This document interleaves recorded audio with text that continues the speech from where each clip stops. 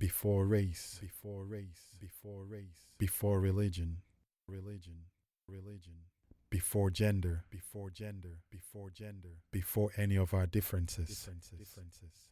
We're human, human, human, human, human, human, human.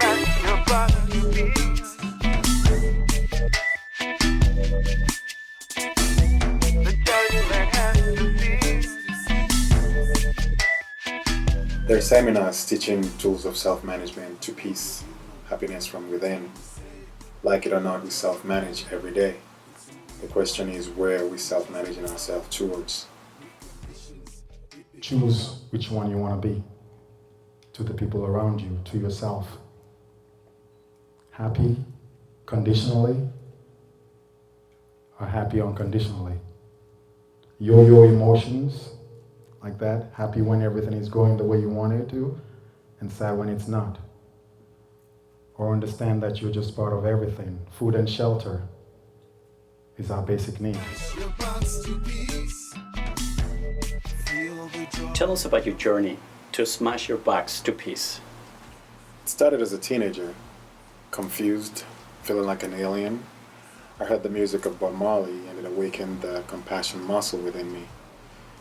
I realized that I'm not an alien, we're all connected to each other. But my upbringing had me disconnected, so I spent most of my life trying to bridge that disconnect. I basically sleepwalked through most of it, and it took me to a place of desolation years ago, and I finally had to make a choice. And I chose to get over myself, basically, and that's how I found peace. And I believe we're here to share with each other. So that's why I wanted to start Smash Your Box to Peace. I always imagine myself in a ring. And I have the opponents, they're both me. One is the victim and the other one is the get over yourself. And when I started this journey, the victim was a monster. But the get over yourself kept jabbing away. And then it added an uppercut. And it added a few other combinations. And slowly but surely, the victim went from here to here, and the get over yourself built itself up.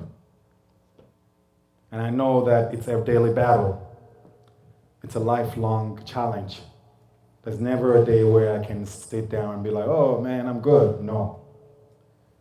Because that victim mentality is there. It's part of who we are.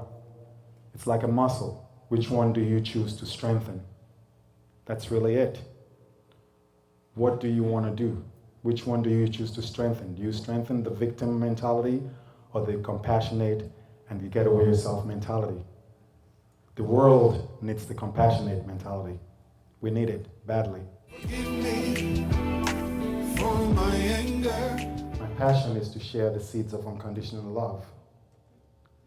With work, they germinate to peaceful souls, emancipated from all the paradigms that enslave. What's your motivation? If you look at what's going on in the world, you realize it's time that we stop talking about the status quo and doing something about it. We're a family. There's no they or them. It's just we and us. We are one. And it's up to each individual to take a responsibility for what we share with our family. It's time to look in the mirror. And this is what I chose to share. Most of us agree that love is the key to peace. Yet you look at our society as a whole and see that we're far from being a peaceful society. Why do you think we have this age-old problem? Most of us are brought up thinking in absolutes, either religion, race, gender. So we have a box we walk around with, and people that don't fit into that box, we tend to make judgments of them. And until we have a uniform definition of what love is, and to me, unconditional love is the only way to peace. And until we all practice that, we're always going to have a problem. And every one of you, you're connected to brothers, sisters, aunts, nieces, nephews. If you can just imagine them every single day when they're in a struggle.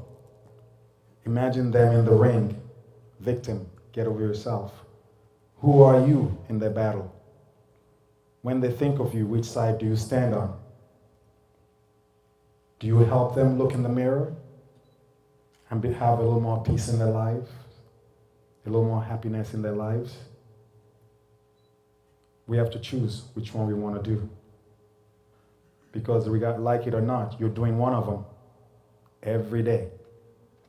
You want to be aware of it or not, we're doing it every single day, every interaction. So we have to learn to look ourselves in the mirror and take responsibility for the seeds that we plant on a daily basis. In your seminars, you say growth is practical and the battle is within. Can you elaborate? Well, yeah, you can't fix a car by reading about it. You have to go under the hood and get some practicing and know where the carburetor is. And if you do certain things to the carburetor, it might not work as well, whatever it is you're fixing. It's the same thing. You can learn the tools all you want about self-management to peace and happiness from within, but until you practice it in your daily life and you take up the challenge of making a different choice in a certain reactive moment, then there's no growth.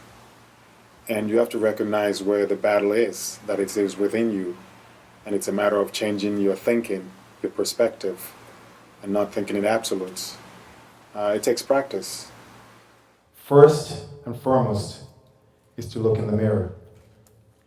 Always take responsibility for my choices. Never play the victim. Only kids don't have a choice. We have a choice in everything that we do as adults.